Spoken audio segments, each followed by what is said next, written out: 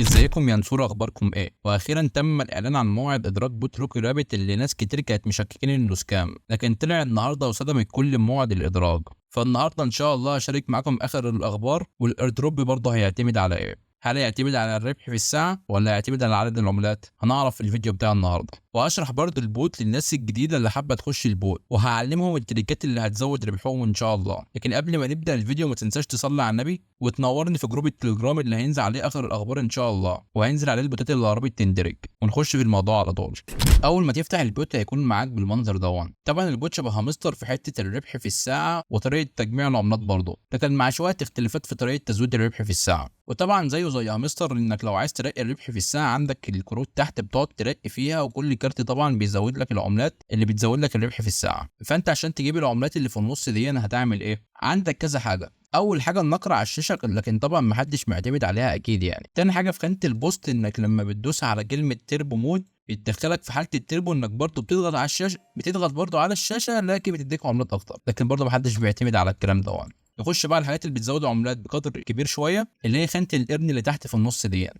هتدوس عليها هيقول لك هنا في مهمات كتير جدا تعملها وهتزود لك. تمام، في مهمات بتنزل يوميه، وفي مهمات بتيجي مره واحده بس شبه المهمات دي، اللي يقول لك مثلا اعمل لايك على الانستجرام، ويقول لك اعمل لايك على اكس وكده يعني. هنا مثلا كاتب لك اعمل سبسكرايب تو تليجرام شانل وهنديك 100,000. طبعا انا الكلام ده كله عامله، فعشان كده جايب لي كلمه صح جنب اسمي. انت بس هتدوس عليه وهتدوس على كلمه سبسكرايب، وبعدين هترجع تدوس على كلمه كومبليت دي، هيبقى مكانها كلمه تشيك، وخلاص كده هتلاقي ال 100,000 عمله اتضافوا عندك في الحساب بتاعك. وطبعا هنا عندك دعوه الصديق ب 50,000، لكن طبعا 50,000 قليل قوي. عندك بقى الحاجتين دول اللي هي نجمه والسوبر سيد. النجمه بتديك 2 مليون و500,000، والسوبر سيد بتديك 2 مليون.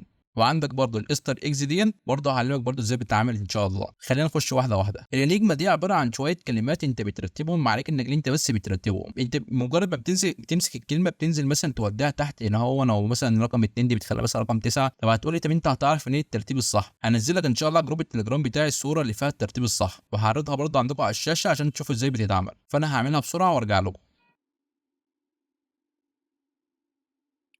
وطبعا هنا خلاص خلصت الترتيب، وطبعا زي ما قلت لكم الصوره اللي كانت ظاهره عندكم على الشاشه دي هتبقى موجوده في الجروب التليجرام باذن الله. وبعد ما تخلص الترتيب هتدوس على الزرار الازرق اللي تحت هتدوس عليه تكه، يقول لك ان انت خلاص مبروك عليك كسبت 2 مليون و500 الف عمله.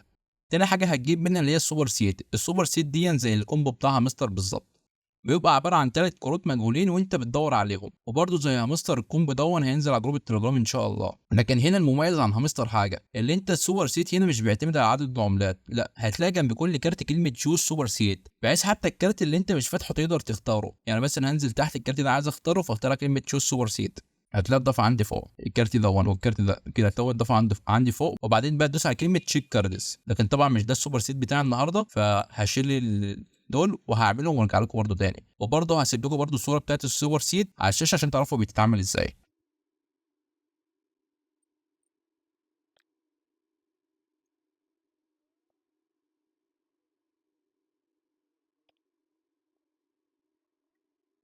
وطبعا انا هنا خلاص جبت ال3 كروت او الكومبو بتاع النهارده والسوبر سيت بلغه روبي رابت. هتدوس على كلمه تشيك كاردز وهيقول لك مبروك كسبت 2 مليون عمله. تالت حاجه هتجمع بيها عملات اللي هي الاستر اكس، برضه لها شفره، والشفره دي برضه هتنزل برضه على جروب التليجرام ان شاء الله، وهي عباره عن رموز مخفيه جوه الكروت، وبتبقى المنظر اللي زي لكم على الشاشه فانا هعمل معاكم واحده عشان تعرفوا هي بتتعمل ازاي. قال لك مثلا في الهوستنج براند فيتنس ايفنت هتدوس على كلمه العمله اللي تحت اللي جنب كلمه كوست.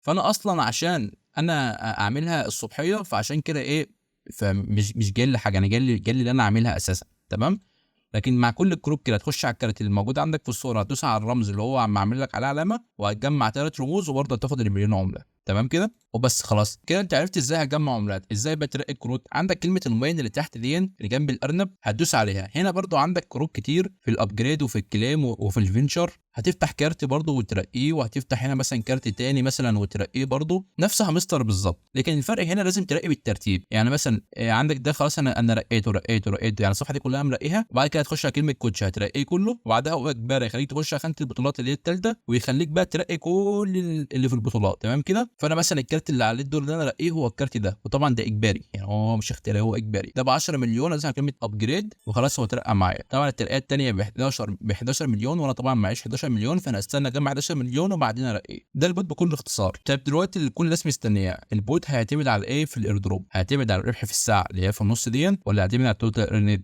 الخبر الرسمي والاكيد اللي نزل هو هيعتمد على الاثنين. يعني في ناس قالت هيعتمد على الربح في الساعه، وفي ناس قالت هيعتمد على التوتال ايرند، لكن القرار الرسمي اللي نزل اللي هو هيعتمد على الاثنين، هيعتمد على الربح في الساعه وهيعتمد على التوتال ايرند. لكن في الحالتين اصلا لما تيجي ترقي الربح في الساعه تلقائي التوتال ايرند عندك بيزيد، فما تشيلش اهم حاجه يعني. واخر تريكايه بحيث بقى تزود عدد عملائك كتير جدا، عندك الربح في الساعه عندك مثلا همستر 3 ساعات. الميزه في البوت ده اللي انت ممكن اصلا تزود الثلاث ساعات دول اللي هي الاوفلاين.